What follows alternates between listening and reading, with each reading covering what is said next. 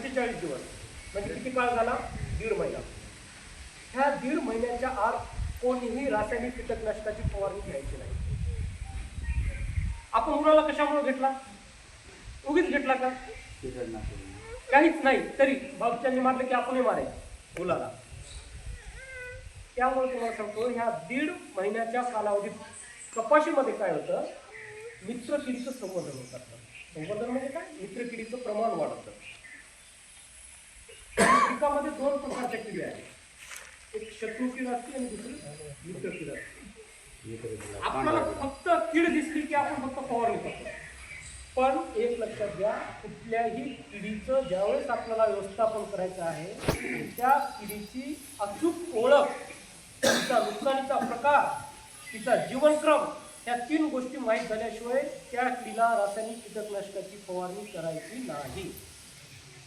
Okay, समजती का भाषा? हा नाही, आता इथली भाषा तुमची वेगळी आहे, समजत नसेल दुसऱ्या भाषेत बोलणार नाही. तर त्या मग 1.5 महिन्याच्या कालावधीमध्ये जे काही मित्रकिडी आहे, आपण बऱ्याचशा वेळेस पाहतो पण ही कोणती किडी आहे आपल्याला माहिती नाही. कपाशीमध्ये तुम्हाला सांगतो एक लाल प्रकारचा किडा दिसतो, असा ढालीच्या आकाराचा, बरोबर, आणि त्याच्या पाठीवर 7 ठिपके असतात, 7. कारण त्याच्या नावामध्येच आहे, ते नाव थोडंसं अवघड आहे, ते तुम्हाला येणार नाही. कोक्सिनेला सेप्टन पेक्टंटा असं त्या किडीचं नाव आहे, शास्त्रीय नाव आहे. आपल्या भाषेमध्ये त्याला म्हणतो आपण ढाल किडा. सेप्टन म्हणजे 7 ठिपके त्या किडीच्या पाठीवर असतात. काळे ठिपके असतात, लाल किडा असतो. तो ढालीच्या आकाराचा असतो. ढाल कशासाठी वापरली जाते? शिवाजी महाराजांच्या काळामध्ये, संभाजी महाराजांच्या काळामध्ये ढाल म्हणजे वापरली जातात ना, शत्रूपासून काय संरक्षण करायचं आपल्याला. मग ही जी कीड आहे, आपला शत्रू कोण आहे? कपाशीवरील जे काय पाने उतरणारे, पाने असून रस शोषण करणारे ह्या किडी जे आहे ते आपल्या झाले शत्रू आणि हे आपला झाला मित्र. एक आपला मंत्र माहितीच आहे, दुश्मन का दुश्मन आहे की नाही माहिती? हा, तर म्हणून आपल्याला अशा किडीसाठी 1.5 महिना कुठल्याही रासायनिक कीटकनाशकाची फवारणी घ्यायची नाही. कारण ही कीड काय करते? दिवसातून 50 ते 70 मावा एक कीड खाते. म्हणजे बघा, पानाच्या खालच्या बाजूला जर मावा दिसला तर पान पूर्ण आकसून जातं.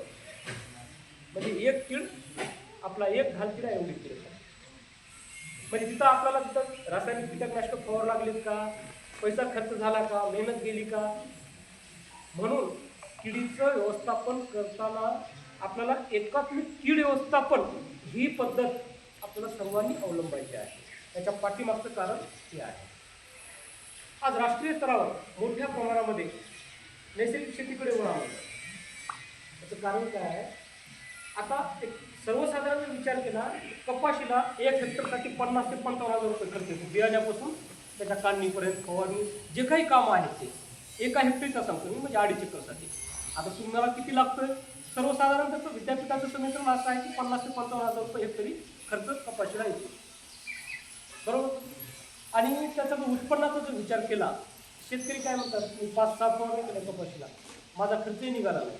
हे शेतकऱ्यांच्या प्रतिक्रिया आम्ही ऐकतो. मी 5 दिवसापैकी 4 दिवस हे शेतकऱ्याच्या शेतावर आहे बाहेर. हे शेतकऱ्याच्या प्रतिक्रिया आमच्याकडे येतात. तर याचं कारण हे आहे की आपण काय करतो की गरज नसताना सुद्धा आपण वेगवेगळ्या रासायनिक कीटकनाशकाचा, खताचा, बुरशीनाशकाचा, तणनाशकाचा भडीमार वापरतो. त्याचे कारण हे आहे. एक उत्तम उदाहरण द्यायचं झालं, आपल्या महाराष्ट्र राज्यासारखं पंजाब एक राज्य आहे. पंजाब राज्यामध्ये काय आहे सांगा बरं? काय कोणी ऐकलं का त्या राज्याबद्दल? काय आहे?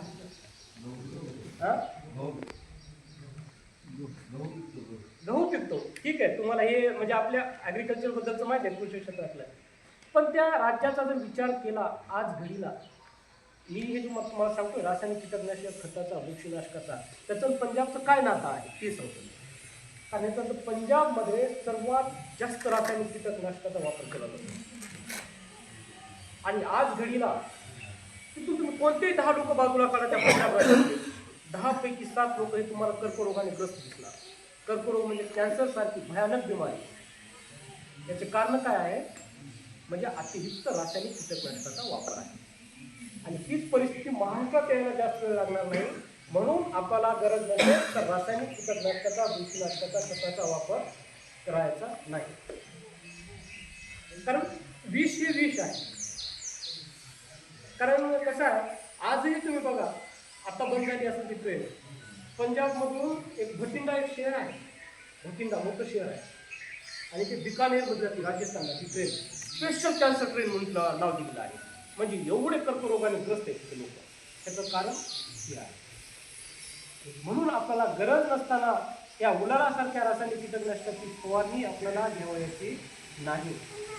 थोडं किडीचं तर मी बोलणारच आहे, पण किडीसाठी तुम्ही जे काय उपाययोजना करताय त्या अनुषंगाने आपलं जीवनमान सुद्धा आपल्याला निरोगी ठेवायचे. म्हणून मी हे थोडंसं सांगतो. मी का डॉक्टर नाही, कॅन्सर हे ते काय होतं कशामुळे, पण याचं कारण हे आहे. म्हणून आपल्याला कपाशीवर पहिल्या 1.5 महिन्यामध्ये कुठल्याही रासायनिक कीटकनाशकाचा वापर करावायचा नाही.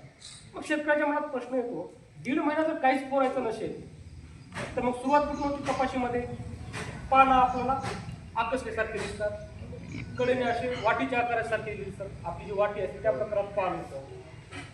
मग ही कपाशीवर सर्वात आधी येणारी पहिली कीड. आता 1.5 महिन्याचं पीक आहे म्हणताय. कपाशी लागवड झाली की साधारणतः 20 ते 25 दिवसामध्ये कपाशीमध्ये एक पानाच्या खालच्या बाजूनं हिरवी किडी दिसतात आपल्याला. पाहिले का? हिरवी कीड, तिचं वैशिष्ट्य असं आहे की सरळ चालत नाही, ती तिरकस पळते. आपण जर शेतामधून बारकाईनं पाहिलं तर ती तुडतुडी पहिली कीड आहे कपाशी. 20 ते 25 दिवसामध्ये कपाशी लागवड झाली त्या किडीचा प्रादुर्भाव हा सुरू होतो. पण ही कीड काय करते? खालच्या बाजूला असल्यामुळं पानातले जे काही रस आहे त्या कपाशीच्या, जे काही तेवढं हरितद्रव्य आहे, तिच्या तोंडामध्ये एक अशी सोंड असते. ती कीड चावत नाही. 2 प्रकारच्या किडी असतात, चावणारी आणि रस शोषून करून ती. तर या किडीच्या तोंडामध्ये सोंड असल्यामुळे काय करते, सोंड पानामध्ये खूप असते आणि पानातलं पूर्ण रस, त्याच्यातलं हरितद्रव्य असं सोंडाच्या सहाय्याने शोषून घेते. आणि पान काय निस्तेज होतं, म्हणजे पानामध्ये जीव नसल्यासारखं होतं आणि कडनं पान पूर्ण आपल्याला वाटीच्या असं गोल आपला कडेनं लाल होतं. असं होतंय का शेतामध्ये? पाहिले का? बोला, पाठीमागचे बोला. तुम्ही बोललात तर मी जास्त बोलेल. मला असं वाटलं की तुम्हाला समजत नाही म्हणून मी लवकर मग हे करून टाकेल. तर हे पहिला प्रकार आहे किडीमध्ये, हे तुडतुड्याचा. त्यानंतर आपण आता थोडंसं वळू दुसऱ्या किडीकडं. आता मागच्या आठवड्यामध्ये बऱ्याचशा भागामध्ये मुसळधार पाऊस झालेला आहे, काही भागात रिमझिम पाऊस झालेला आहे. आता आपल्या ह्या भागात कसा आहे पाऊस? रिमझिम पाऊस आहे, बरोबर. आता या रिमझिम पावसाचं किडीचं काय नातं आहे ते पाहू आपण. ह्या रिमझिम पावसामध्ये मावा एक कीड असते. मावा किडीची उत्पत्ती एवढ्या मोठ्या प्रमाणात वाढते की अशा प्रकारचं जे वातावरण आहे त्या किडीसाठी पोषक वातावरण करतं आणि या मावा किडीची उत्पत्ती मोठ्या प्रमाणात वाढते. असे म्हणजे निसर्गाचं आणि किडीचं असं काहीतरी नातं आहे. ही मावा कीड वाढते यामुळे. मग त्यानंतर आपण जाऊ आता पुढच्या महिन्यामध्ये, सप्टेंबर महिन्यामध्ये. आपल्याला मागील जुलै महिना, ऑगस्ट महिना, सप्टेंबर, ऑक्टोबर अशा प्रकारची आपला ज्या महिन्यात जी कीड येते ती आपल्याला समजून घ्यायची. सप्टेंबर महिन्यात जर आपण गेलो, सप्टेंबरमध्ये पावसाचा कालखंड हा कमी असतो, पाऊस कमी पडतो. ज्यावेळेस पाऊस कमी पडतो अशा वेळेस कपाशीमध्ये दुसरी एक कीड येते, तिला म्हणतो आम्ही फुलकीड. म्हणजे पिवळसर कीड असते, नाजूक तिची त्वचा असते, ती पण पानाच्या खालच्या बाजूला अतिशय बारीक कीड असते. ह्या किडीच्या नुकसानीचा प्रकार जर आपण पाहिला, एक लक्षात घ्यायचं, रस शोषण करणाऱ्या जेवढ्या काही किडी आहेत त्या सर्व किडीचा नुकसानीचा प्रकार हा सारखाच असतो. पण ही जी फुलकिडी आहे ही सुद्धा पानाच्या खालच्या बाजूला असते आणि पान जे आपल्याला हिरवं दिसतं त्याच्यातला रस शोषल्यामुळे काय होतं, पान हे हळूहळू हिरव्यातून आपला काय होतं, तांबून दिसतं, तांबून इतकरी कलरचं होतं आणि पान कालांतराने असं फाटत जातं, चिरत जातं खालच्या साईडला. मग त्यावेळेस आपल्या मत स्पष्ट होते की आळी आली का काय. आळीचा खाण्याचा प्रकार वेगळा असतो आणि ह्या किडीने जे काय रस शोषण करून घेतलेला आहे त्याच्यामुळे सुद्धा पान अशा प्रकारे. तर ह्या रस शोषण करणाऱ्या किडी कपाशीमध्ये ज्या आहे आपण याची ओळख आणि तिचा नुकसानीचा प्रकार पाहिला. आता आपण तिथं थोडंसं व्यवस्थापनाकडे लक्ष देऊ. आपण तिचं आपल्याला एकात्मिक व्यवस्थापन करायचं आहे. आपल्या डोक्यामध्ये किडीचं व्यवस्थापन म्हटलं की फक्त एकच पर्याय येतो, काय सांगा बरं, कीड दिवशी काय करायचं, फवारणी करायचं आहे का नाही. इथं शेतकऱ्याकडे जायचे, रासायनिक कीटकनाशक घ्यायचे. आमचे रोजचे काम आहे. शेतकरी मला विचारतो, असं एखादं कीटकनाशक सांगा की 100% किडी मेल्या पाहिजे. पण शेतकरी बांधवांनो हे लक्षात घ्या, जगामध्ये कुठल्याही कृषी विद्यापीठामध्ये जेवढे कृषी संलग्न संस्था आहेत देशामध्ये, जगामध्ये, असं एकही कीटकनाशक तयार झाले नाही की 100% किडी त्यांना वापरायला. म्हणून एक लक्षात घ्या, आपल्याला 100% किडीचा नायनाट करायचा नाही आणि किडीचा नायनाट करणं आपल्याच्यानं शक्य नाही. आले का लक्षामध्ये? कारण या पृथ्वी तलावाचा जर विचार केला 350 दशलक्षापूर्वी किडीचं अस्तित्व आलेलं आहे. आपण तर त्यापुढे काहीच नाही घेतो. त्या सूक्ष्मजीवाचं अस्तित्व आहे 350 दशलक्षापूर्वीपासून. म्हणून आपल्याला किडीचा समूळ नायनाट करण्याची जी डोक्यातली भावना आहे ती पहिल्यांदा आपल्याला काढून टाकायची. मग तुम्ही म्हणताल किडीला मारू नका, मग काय करायचं अशा वेळेस? किडीला मारायचं नाही आपल्याला. किडीला आपल्याला एका विशिष्ट पातळीच्या खाली आणायचं. मग ती पातळी कोणती आहे ती लक्षात घ्यायची आपल्याला. ती पातळी म्हणजे आर्थिक नुकसानीची संकेत पातळी जिला म्हटलं जातं.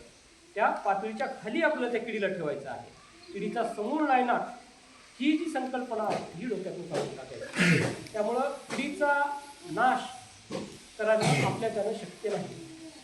हे बघा, आता सर्वांना माहीत आहे जीवस्य जीवन, जगा आणि जगू द्या, निसर्गाचा नियम आहे. त्यामुळं कुणाचा एखादा जर आपण नाश केला तर दुसऱ्याचा उद्रेक होतो असं म्हणतात. म्हणून किडीचा नाश करायचा नाही. म्हणून आपल्याला ते काय एका विशिष्ट पातळीच्या खाली आणायचं आहे. मग अशा वेळेस आपल्याला एकात्मिक कीड व्यवस्थापन काय आहे? मग ह्या रस शोषण करणाऱ्या किडीसाठी सर्वात आधी आपल्याला काय मारायचं आहे? 45 दिवसाच्या आत निंबोळी अर्क शब्द ऐकलाय? शेतात फवारणी केलेली आहे, घरच्या घरी बनवलाय का दुकानातून आणलेला आहे? एक सांगा मला. दुकानातून आणलेला आहे. दुकानातून 3000, 10000, 15000 असे PPM असलेले आपण आणतो. पण त्यापेक्षा उत्कृष्ट आणि असा परिणामकारक निंबोळी अर्क आपण घरी बनवू शकतो. घरी बनवायची किती लोकांना माहिती आहे निंबोळी अर्क कसा बनवतात? फक्त एकांना माहित आहे, 2. मग तुम्ही या दोघांना माहित आहे तर गाव स्तरावर सरपंच त्याच्यातून एकाशी सामूहिक मोहीम राबवा. हे करायचं. रात्री आपण ज्यावेळेस बसतो गप्पा गोष्टी करत त्यावेळेस हे सांगायचं. तर मग हे निंबोळी अर्क बनवणं काहीही अवघड नाही. आता टाइम निघून गेलेला आहे, पण दरवर्षी 7 जून ते 14 जून हा जो काही कालावधी आहे हा पूर्ण देशामध्ये निंबोळी सप्ताह साजरा केला जातो. पूर्ण देशामध्ये. त्यामध्ये कृषी विद्यापीठ, कृषी विभाग हे सर्व मिळून आम्ही काय करतो, एक सप्ताह साजरा करत असतो. आणि मे महिन्याच्या शेवटच्या आठवड्यात किंवा जूनच्या पहिल्या आठवड्यामध्ये जास्तीत जास्त आपल्याला निंबोळी भेटत असते.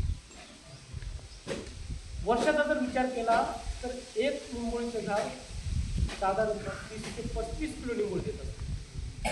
पण त्या निंबोळीचं आपल्याला महत्त्व नाही, कारण ते घरच्या घरी फुकटात भेटणार आहे. आपल्याला महागडे पाहिजे, त्याचा रिझल्ट येतो, त्याचा असा आपला मनावर कसा परिणाम भेटतो असं आपल्या डोक्यामध्ये धारणं आहे. निंबोळी अर्क आपल्याला तयार करायचा आहे. काय करायचंय? जसं हे झाडाखाली आपण अंतरून टाकलेलं आहे, एखादी फुकट टाकायची, निंबोळी त्याच्यावर पडत राहतो. फक्त आपल्याला काय करायचं? वेचून घ्यायचं, त्याच्यातला काडी कचरा बाजूला काढायचा. ठीक आहे. मग हे 5 किलो निंबोळी आपल्याला काय करायचं? स्वच्छ करायचे आहे. 2 ते 3 दिवस कडक उन्हामध्ये वाळली पाहिजे निंबोळी. त्याच्यामध्ये कुठलाच ओलावा असता कामा नये. कडक वाळली पाहिजे. आणि त्याचा आपल्याला काय करायचं? भुकटी करायची, पावडर करायची. पावडर कशी करायची? आता कशा काय करणार? हे ग्रामीण भागामध्ये आता मला माहित नाही किती आहे. उकळ आणि मुसळ आहे का कोणाच्या घरामध्ये? आता नाही, आता हे कमी झालं. आता सगळीकडे मिक्सर झालेलं आहे. ज्यांच्याकडं हे उकळ मुसळ आहे त्याच्या सहाय्याने करा, मिक्सरच्या सहाय्याने करू शकता. आमच्या कृषी विज्ञान केंद्रात जर तुम्ही आलात तर त्याचं यंत्र आहे, निंबोळीचा भरडा करण्याचं यंत्र आमच्याकडे आहे. त्याच्यावर आम्ही तुम्हाला प्रशिक्षण देऊ. तर ह्या सहाय्याने आपल्याला काय करायचं? 5 किलो निंबोळीचा भरडा करून घ्यायचा आहे. 5 किलो भरडा आपला जे तयार झालेला आहे, उद्या सकाळी आपल्याला फवारणी करायची म्हणजे रात्री काय करायचं आहे? आपल्याला त्याला पाण्यामध्ये भिजवायचं आहे. एक 10 ते 15 लिटर पाणी बसेल असं एक बकेट घ्यायचं. 15 लिटर पाणी थोडंसं मोठं घ्यायचं, त्याच्यामध्ये 9 लिटर पाणी टाकायचं आणि 5 किलो भरडा पाण्यामध्ये टाकून द्यायचं. त्या सोबतीला आपल्याला काय करायचं? 1 लिटर पाणी बसेल असं एखादा मग घ्यायचा आणि त्याच्यामध्ये 250 ग्राम म्हणजे किती झाला? पावशेर निरमा किंवा रिन साबण जे असते कपड्यासाठी आपण वापरतो, बारीक बारीक तुकडे करून मध्ये टाकायचे. रात्रभराला भिजवायचं आणि उद्या सकाळी आपल्याला काय करायचं आहे? जो आपण 9 लिटर पाण्यामध्ये 5 किलो भरडा टाकलेला आहे, आपल्याला तिथं वस्त्रगाळ करायचा आहे. वस्त्रगाळ स्वच्छ कपडा घ्यायचा, कपडा शेणाने मातीने भरलेला नसावा.